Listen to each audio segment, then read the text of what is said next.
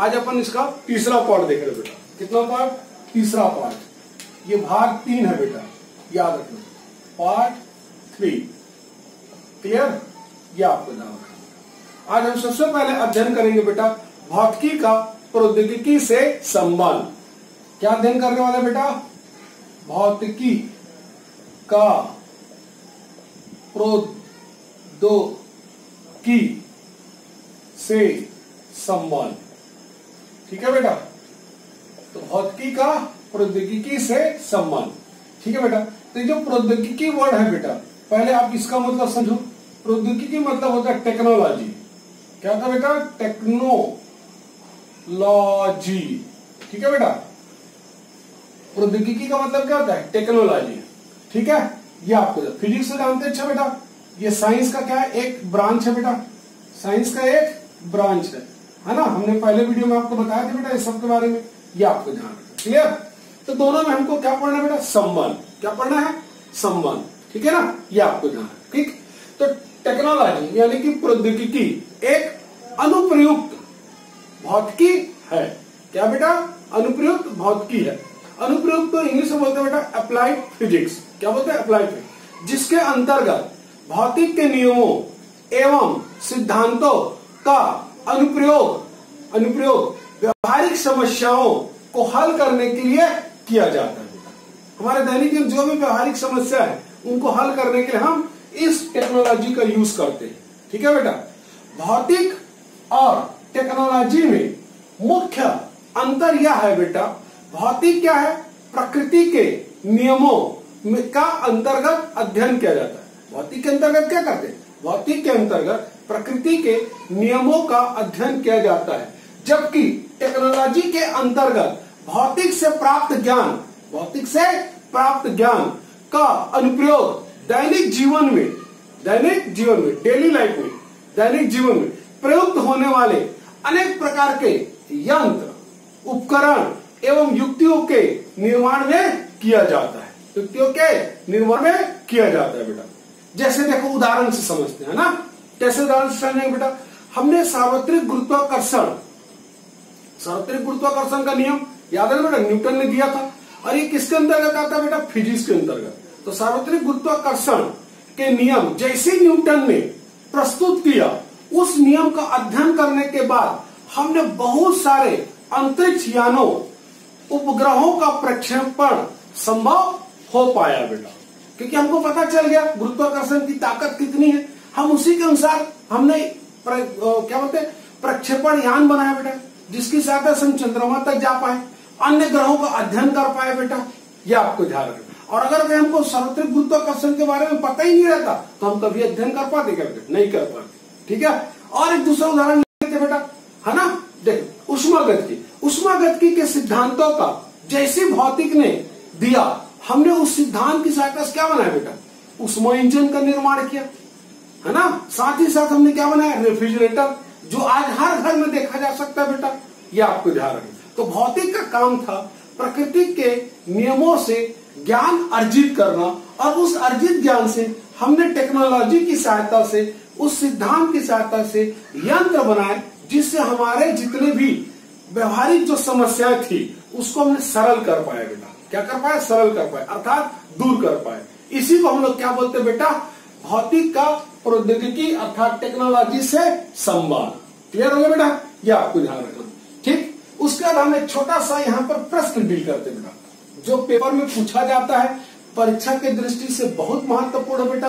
क्या पूछा जाएगा? किन्हीं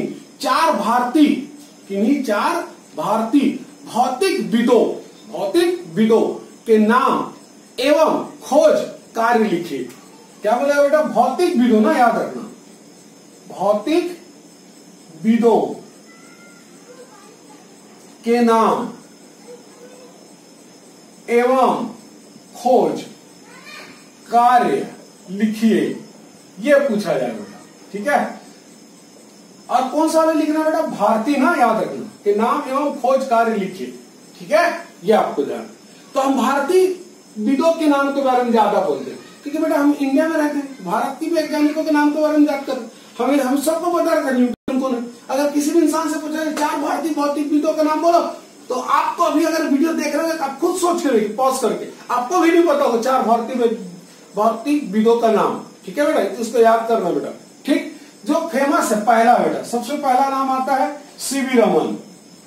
सीवी रमन, सीवी रमन आपने देखा होगा, बहुत सारे इंस्टीट्यूट आज इसी के नाम पर बनाया गया बेटा, है ना। ये भी भारतीय वैज्ञानिक था, ये भी नोबेल प्राइज प्राप्त हुआ है, ये आपको ध्यान, नोबेल लॉरेंस है बेटा, इसको भी नोबेल प्राइज मिला हुआ है। सीवी रमन, सीवी रमन ने क्या बनाया बेटा, सीवी रमन ने रमन प्रभाव दिया। क्या दिया बेटा, रमन प्रभाव, है ना। इस रमन प्रभाव के अंतर्गत हम क्या अध्ययन करते बेटा, प्रकाश के प्रकीर्णन। क्या देखते बेटा, प्रकाश के प्रकीर्णन का अध्ययन करते बेटा, प्रकाश के प्रकीर्णन का अध्ययन करते बेटा। ठीक है, अब प्रकाश के प्रकीर्णन क्या होता है, ये सब हम 12वीं क्लास में ऑप्टिक्स चैप्टर में पूरा डिटेल से पढ़ेंगे बेटा। अभी केवल हम उसके नाम, साइंटिस्ट के और उनके किए गए खोज कार्य को लिखना बेटा। ठीक है, दूसरा फेमस साइंटिस्ट है, इंडियन साइंटिस्ट होमी जे भाभा। होमी जे भाभा, है ना बेटा। आज ये इसी साइंटिस्ट के ऊपर इंडिया में जो भी न्यूक्लियर पावर प्लांट बनाए गए सब इन्हीं के नाम पर रखा गया है बेटा, ये आपको ध्यान है। होमी जे भाभा, इन्होंने क्या किया बेटा, ब्रह्मांड, ब्रह्मांड, है ना, ब्रह्मांड किरणों की बौछार, ब्रह्मांड, ब्रह्मांड किरणों की बौछार, बौछार का अध्ययन किया बेटा। ठीक है, तीसरा साइंटिस्ट है बेटा, ये भी फेमस है ना। तीसरा साइंटिस्ट क्या बेटा, जे.सी. बोस। जे.सी. बोस, ये आपको ध्यान, जे.सी. बोस, इन्होंने क्या बताया बेटा, क्या खोजा इन्होंने, अति, है ना, लघु रेडियो तरंगे। ठीक है बेटा, अति लघु रेडियो तरंगे, वेरी शॉर्ट रेडियो वेव्स का इसने खोज किया था बेटा। चौथा इंडियन फेमस साइंटिस्ट है बेटा मेघनाथ साहा। मेघनाथ साहा, ठीक है ना बेटा। इन्होंने क्या खोज किया था बेटा, उष्मी आयनीकरण, उष्मी आयनीकरण, यह आपको ध्यान रखना, उष्मी आयनीकरण। ठीक है, तो ये 4 इंडियन फिजिक्स साइंटिस्ट के नाम और उनके खोज कार्य है बेटा, ये आपको अच्छे से याद होना चाहिए बेटा, है ना। ये आपको याद, वैसे तो हमारे 4 भौतिकविदों का नाम पूछेगा, है ना, लेकिन हमको बहुत सारे और साइंटिस्ट के नाम भी जानते हैं बेटा, ये आपको ध्यान रखें। ठीक, उसके बाद अपन दूसरे चीज डील करते बेटा, ठीक है ना। इसके बाद अगला टॉपिक हम क्या देखते हैं बेटा, इसके अंतर्गत भौतिकी का समाज में संबंध। क्या बोल रहा बेटा, भौतिकी का समाज में संबंध। ठीक है बेटा, क्लियर। तो भौतिकी का समाज में संबंध, समाज क्या है बेटा, जहां हम लोग रहते हैं, है ना, वो क्या कहलाता है, समाज। ये आपको ध्यान रखना, कोई भी मनुष्य है वो सब सामाजिक प्राणी, आपने सुना होगा बेटा, है ना। कोई हम जंगल अंदर में तो रहते नहीं, अकेले बिना हम समाज के रह नहीं सकते बेटा, कल्पना ही नहीं की जा सकती हमारी। ठीक है बेटा, तो हमको भौतिक का समाज में क्या योगदान है, कैसे संबंधित है, इसके बारे में बात करेंगे। ठीक है, तो भौतिक ने मनुष्यों की जीवन पद्धति एवं विचारधारा में क्रांति परिवर्तन ला दिया बेटा, आमूलचूल परिवर्तन कर दिया, जिसके कारण हम चिकित्सा है, शिक्षा है, कृषि है, उद्योग है, बैंकिंग है, भौतिकी ने अविस्मरणीय योगदान दिया है। आज हमारा जीवन अपने पूर्वजों की अपेक्षा आलीशान उल्लासमय हो गया है बेटा।